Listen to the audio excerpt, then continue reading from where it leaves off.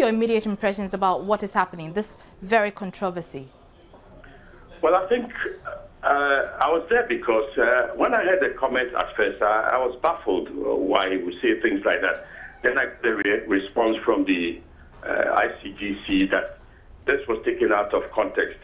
And I could believe it, because knowing who he is and knowing how we all try, because of our role behind the scenes, to stay above partisan politics, I wouldn't think that Pastor Mensa Otabil will come out categorically and say the thing that he said in this heated atmosphere, unless, of course, he was courting some type of media bashing or some form of martyrdom.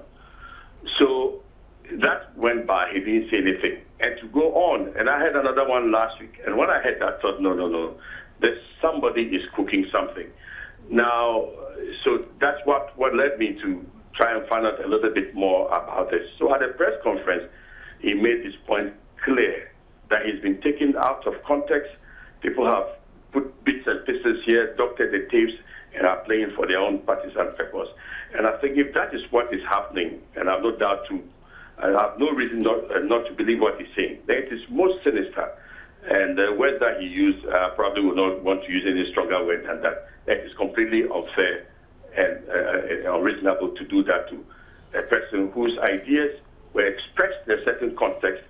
Then you cut and paste and make it look as if he's supporting a certain political stance over and against another one.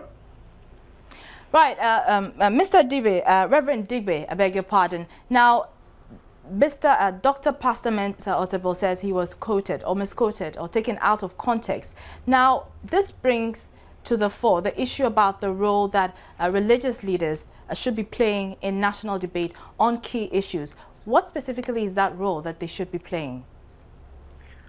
It can be anything from direct engagement, from speaking behind the scenes or intervening behind the scenes. I think the point we ought to note is that religious leaders, they don't have a uniform pattern across the world. People like Martin Luther King fought civil liberty, people like Desmond Tutu.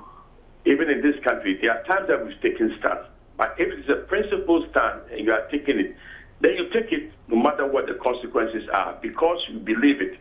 So there are issues that we are sensitive about, whether it is abortion or school fees. So clergy and religious people and councils can make strong statements if they feel strongly about something. What I hear Pastor Mensa Otabil saying is that he may have strong, and he does have strong opinions about certain things. But in this particular politically charged atmosphere, he did not make that statement. And therefore, to take something out of context, in any rule of interpretation, whether it is in the Bible or in law, if you take a text out of his context, it's a pretext. And that's exactly what he was saying, that he didn't say those things in that context. It's not as if he doesn't have an opinion. And also, like I said earlier, because of the engagement that some of us have, you try to stay neutral in order to be a moderating voice in this inflamed political atmosphere.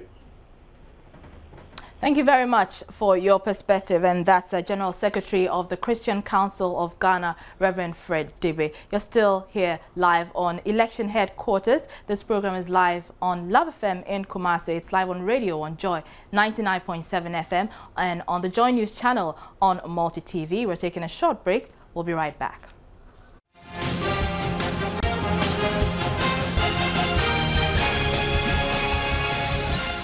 And that's how we wrap up Election Headquarters today. Election Headquarters has been brought to you by Star Ghana as well as Infobox Mobile Services. Text election to 1922. This program was live on Radio Joy 99.7 FM. It also came to you from the studios of Multi TV.